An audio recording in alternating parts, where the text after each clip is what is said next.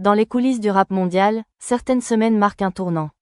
Kendrick Lamar et SZA pulvérisent un record historique à Minneapolis, en réalisant le concert le plus rentable de toute l'histoire du rap. Pendant ce temps en France, Booba dénonce publiquement un système de certification qu'il accuse d'être truqué, remettant en cause la crédibilité même de l'industrie. Et à l'international, une vidéo inquiétante de Justin Bieber fait le tour des réseaux, soulevant de sérieuses interrogations sur son état de santé. Record, polémique, inquiétude, aujourd'hui, sur Shérif du Rap, on analyse la face cachée de l'actualité musicale.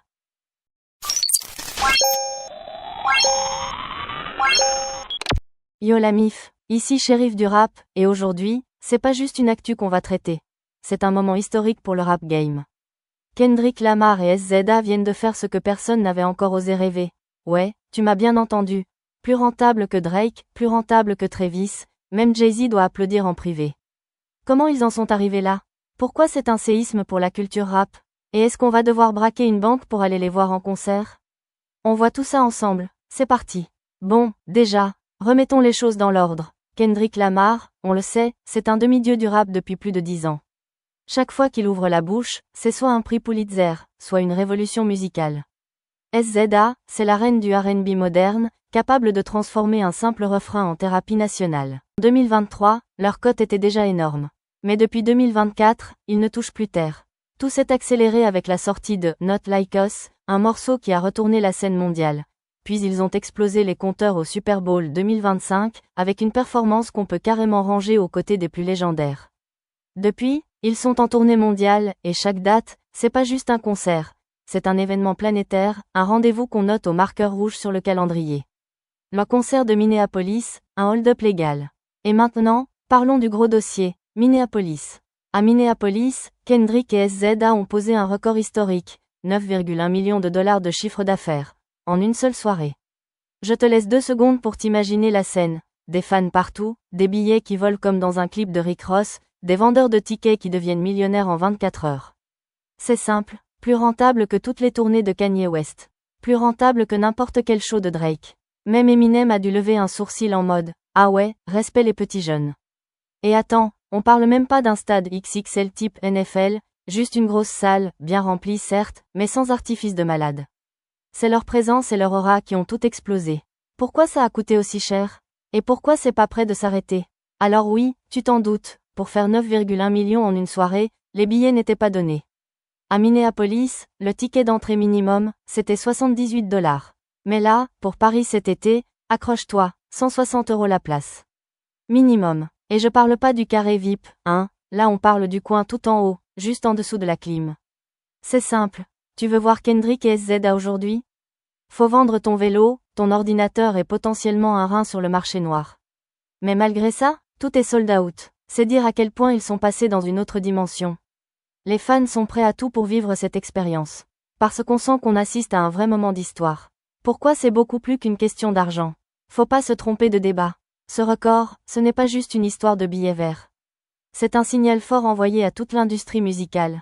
Le rap est aujourd'hui la forme d'art la plus puissante au monde. Ce qui, soyons honnêtes, était encore impensable il y a 20 ans, quand les rappeurs devaient littéralement s'excuser d'exister sur les grandes scènes mainstream. Kendrick et SZA viennent de prouver qu'en 2025, le rap n'a plus besoin de validation pop, de featuring forcé, ou de compromis pour cartonner. Ils suffisent à eux-mêmes. Leur culture, leur style, leur histoire parlent assez fort pour remplir n'importe quelle salle du monde. Conclusion plus interaction. Bref, énorme respect à Kendrick Lamar et SZA. Ce qu'ils viennent de faire, c'est pas juste battre un record, c'est marquer l'histoire du rap, du business et de la culture populaire en une soirée. Et maintenant, c'est à toi de jouer. Dis-moi en commentaire, est-ce que toi aussi tu serais prêt à claquer 160 balles pour vivre ce genre de concert historique? Ou est-ce que tu trouves que là, ça devient vraiment abusé pour les fans? Balance ton avis, mets un gros like si t'as kiffé ce décryptage, abonne-toi pour pas rater les prochains dossiers chauds du game. Et nous, on se retrouve très vite sur Shérif du Rap. Peace la famille.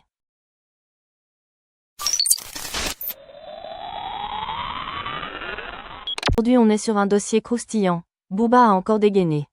Mais cette fois, c'est pas contre un rappeur, ni contre un influenceur bizarre, c'est directement contre le SNEP, l'organisme officiel qui donne les disques d'or en France. Selon Booba, les chiffres de vente seraient complètement truqués. des coffrets, des sandwichs, des pains. Bref, on est à deux doigts de croire qu'ils vendent aussi des frites pour booster les ventes. Alors, vrai scandale ou bon vieux séum? On fait le tour complet, accroche-toi. Déjà, faut comprendre un truc. Ça fait presque 15 ans que dans le rap français, on se regarde en chien de faïence sur les chiffres. Les accusations de streams achetés en masse, les fermes à streams ou des armées de téléphones font tourner un son 24h/24. Tout ça, on connaît. Mais là, en 2025, c'est plus malin. Les ventes physiques sont devenues le nouveau terrain de magouille. Certains artistes balancent des coffrets collector ultra blindés. 4 CD identiques avec juste une pochette différente, un pain, un t-shirt, une place de concert, une clé USB, et, apparemment, un sandwich au thon si tu prends l'option premium. Chaque élément serait comptabilisé comme un CD vendu. Résultat, en une seule vente, tu peux faire péter 5 ventes dans les charts. T'es même pas obligé d'écouter l'album. Booba attaque frontalement. Et là, entre en scène Booba, aka le shérif du rap français. Sur X, ex-Twitter, le duc a pas mâché ses mots. Ils vendent tous un coffret, il y a 4 fois le même CD, un pain, un sandwich, un t-shirt, une clé USB, chaque truc compte comme un CD vendu. Booba est formel. Pour lui, c'est pas normal que des artistes affichent des 50, voire 80% de ventes physiques dans une industrie qui est ultra dominée par le streaming. Et il ne parle pas dans le vide. Il rappelle qu'il connaît très bien le système, lui qui a reçu en 2023 le Grand Prix SACEM des musiques urbaines. Il a même interpellé directement le SNEP. On va pas faire comme si j'avais pas reçu un prix SACEM et comme si je savais pas comment ça fonctionne. Traduction. Je connais vos combines, venez pas faire les innocents. La vraie question, a-t-il raison? Honnêtement, sur le fond, Booba a un point. Le système actuel favorise clairement ceux qui savent bien marketer leur coffret. Ceux qui vendent juste un album classique, sans goodies ni package ultra lourd, partent avec un énorme désavantage. En gros, aujourd'hui, pour décrocher un disque d'or ou de platine, faut plus seulement faire de la bonne musique, faut savoir vendre des casquettes, des suites, des mugs, et bientôt peut-être des air fryers siglés au nom de l'album. Et soyons francs, le SNEP n'a pas encore répondu publiquement aux attaques de Booba. Mais vu la force des accusations, et la grogne qui monte depuis des mois, ils vont être obligés de clarifier ou de revoir leurs règles. Mais, est-ce aussi un peu du séum?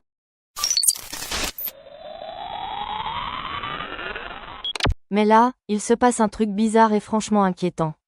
Une vidéo virale, des fans qui s'affolent, et des rumeurs qui tournent à plein régime. Alors, que se passe-t-il avec Justin Bieber? Restez bien avec nous, ça risque de secouer. Bon, on va pas se mentir, en ce moment, Bieber n'est pas vraiment au top de sa forme. Le gars a déjà eu son lot de galères, entre des histoires de dépression, d'anxiété, et même de problèmes physiques comme le syndrome de Ramsay Hunt, qui l'a bien secoué. Mais là, c'est autre chose. On le retrouve mêlé à une affaire bizarre avec Diddy où des voyages romantiques avec des adultes riches seraient organisés. Sans que rien ne soit prouvé bien sûr. Mais franchement, ça fait déjà pas mal de tracas pour lui. Ce qu'on sent derrière, c'est un gars qui est loin de l'image du Justin Bieber ultra productif qu'on connaissait, avec des tubes à la chaîne. Il semble plus fragile, plus perdu. Ah, c'est pas du tout la même vibe. Alors, tu te souviens sûrement que Drake a lancé un appel à tous les artistes, disant « Envoyez-moi des messages si vous voulez collaborer ». Et Justin, qu'est-ce qu'il fait? Il l'ignore. Silence radio, pas un mot, pas une réaction.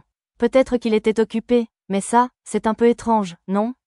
Drake et Justin, c'est quand même deux légendes du rap et de la pop qui pourraient créer une vraie bombe musicale ensemble.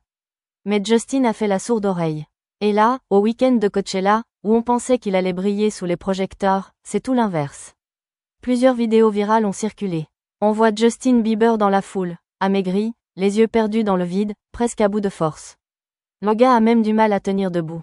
On le voit se faire soutenir par ses amis pour ne pas tomber. Un Justin Bieber en déroute, c'est carrément pas l'image qu'on s'était faite de lui, non? Les réactions des fans, inquiétude en masse.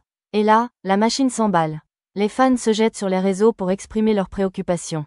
Des messages comme « Quelqu'un doit vérifier si Justin Bieber va bien », ça ne rigole plus. Il a l'air complètement perdu, c'est flippant. Les réactions ne se sont pas fait attendre, et c'est là qu'on voit qu'en fait, Justin Bieber, ce n'est pas juste une icône pop. C'est un humain avant tout, et ses fans ressentent qu'il y a quelque chose qui ne va pas. Les gens sont attachés à lui, et ils s'inquiètent vraiment. Alors oui, on sait tous que Justin a ouvertement parlé de ses problèmes de santé mentale. L'anxiété, la dépression, ça n'a jamais été un secret. On l'a aussi vu lutter avec son corps à cause de ce fameux syndrome de Ramsay Hunt qui lui a fait perdre temporairement l'usage de certaines parties de son visage. Ce n'était pas rien, mais cette nouvelle vidéo, et cet état de fatigue et de fragilité qu'on voit, Ça relance la question, est-ce que le Justin qu'on connaît va vraiment revenir? C'est un peu comme si l'image du jeune mec ultra dynamique qu'on a tous connu était en train de se fissurer, et la question